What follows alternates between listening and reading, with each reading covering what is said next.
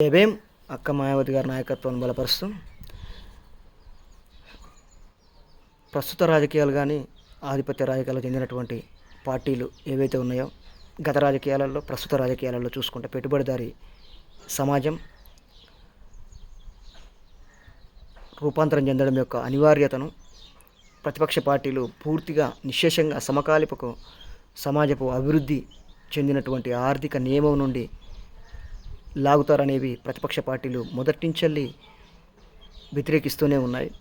శ్రమ యొక్క సామాజీకరణ వేల రూపాయలలో అంతకంతకు వేగంగా పురోగతిస్తున్నటువంటి కొన్ని ప్రతిపక్ష పార్టీలు గత అర్ధశతాబ్ది కాలంలో భారీ స్థాయి ఉత్పత్తి యొక్క పెట్టుబడిదారీ కార్టెళ్ల సిండికేట్ల ట్రస్ట్ల యొక్క పెరుగుదలను కన్నుల కట్టినట్లు వ్యక్తమైనట్టుగా ప్రతిపక్ష పార్టీలు ట్రస్ట్ల యొక్క పెరుగుదలకు కన్నుల గట్టినట్టు వ్యక్తమైనట్టు చూపిస్తూ ఉంది.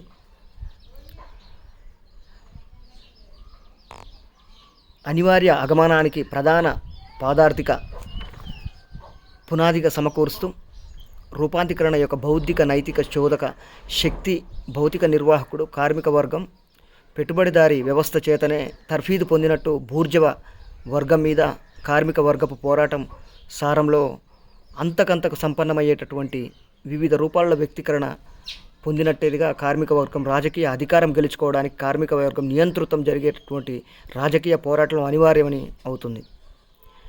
ఉత్పత్తి సామాజీకరణ వివిధ ఉత్పత్తి సాధనాల సమాజ ఆస్తి కావడానికి ఆస్తి హర్తాల ఆస్తి హరాజానికి దారితీస్తుందని శ్రమ ఉత్పాదకలో ప్రచండమైనటువంటి పెరుగుదల పనిదినం తగ్గుదల సన్నకారు అధిమన అనైక్యత ఉత్పత్తి యొక్క అవశేషాల శిథిలాల స్థానంలో మెరుగుపరిచినటువంటి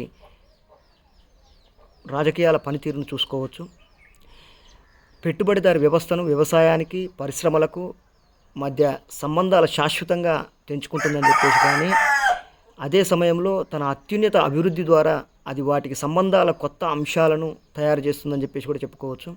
శాస్త్ర విజ్ఞాన చైతన్యవంతంగా ప్రయోగించడం మీద సమిష్టి శ్రమ సాంద్రీకరణ మీద మానవ జనాభాను పునపంపక చేయడం మీద తద్వారా గ్రామీణ వెనుకబడదనాన్ని కానీ